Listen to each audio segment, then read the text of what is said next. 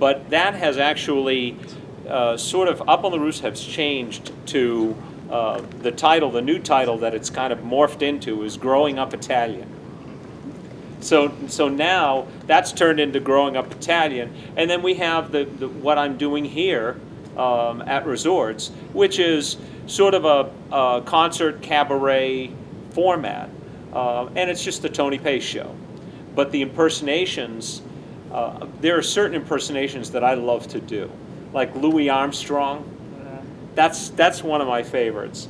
And again, like you asked me about the kids, if I've got younger kids, you know, all of a sudden, Elmo maybe comes out and comes out to play, you know, and all the sorts of things. So if people are in the audience and I think, okay, this might be something that they like to hear, and that's how I pick the material. How did you develop your comedic talent? Do you think it came from your parents, or you just not really had it, or where did you think you got it from? That's a great question. You know what? Nobody's ever asked me that question before. Where did it come from? I don't know. I don't know where it came from. Although my father would say, "Oh, you think you're funny, huh?" So maybe he knew something I didn't. I was shy. While I was growing up, I was shy all through high school, and the comedy came sort of as, I think, a little defensive mechanism, you know, to keep out of trouble.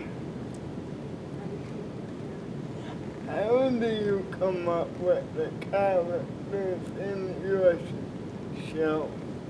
The characters are based all on reality. Like, I've got a character that is my Uncle Vinny. I mean, he's just, it's actually my Uncle John, and we take I think the best comedy comes from reality. I mean, if you think about it, you see some of the things that happen to people, and it lends itself to comedy. The jokes, you know, like I have a joke that I say that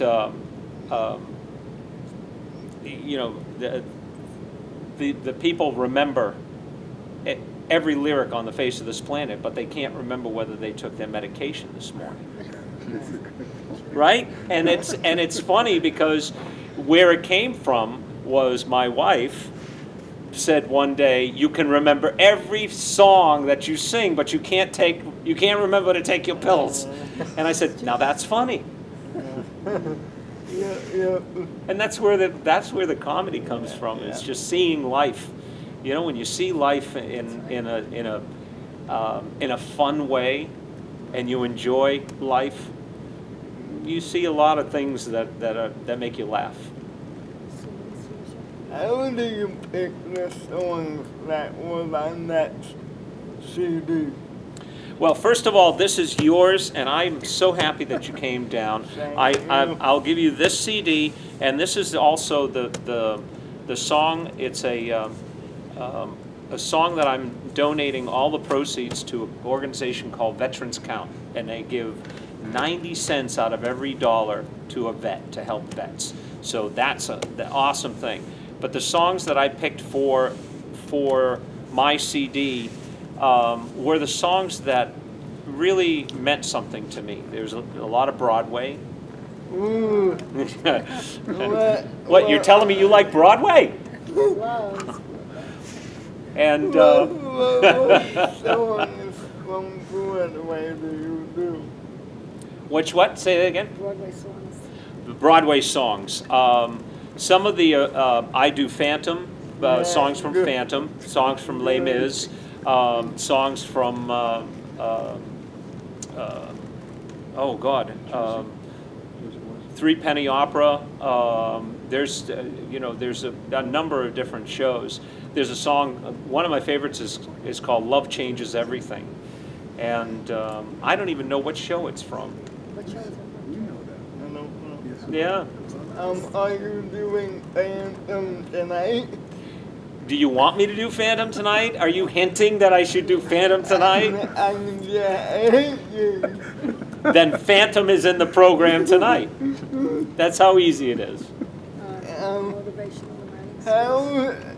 How different is the Tony Pace show from your motivational speaking shows? Well, the Tony Pace show is it's a night of having fun, musical fun, and laughter. The motivational aspect, which is called Follow Your Dreams, and I do this with at high schools and different places. That's more of instructional. You know, when there's still a little bit of that motivational. I want people to leave the show, you know, pumped up and happy. So I guess that's as much on a motivational aspect. But I guess I do a little more talking on the motivational side, where people are saying, "I wish you'd stop talking and sing." All right. Country place. You are a world traveler. You traveled every country, every continent, everything. What is your favorite country or favorite continent to be in? You're absolutely right. I have traveled, I'm on the road pretty much about 320 days a year. Luckily your wife. And she gets to travel with me quite a bit. You'll Yeah. never get to see her. No, I get to see her quite a bit. It wouldn't be a lot. It wouldn't be as much fun without. But some. I mean, right now there's been a very few places that I haven't seen country-wise. I mean, I haven't been to North Korea. I don't play basketball, so they won't let me in. And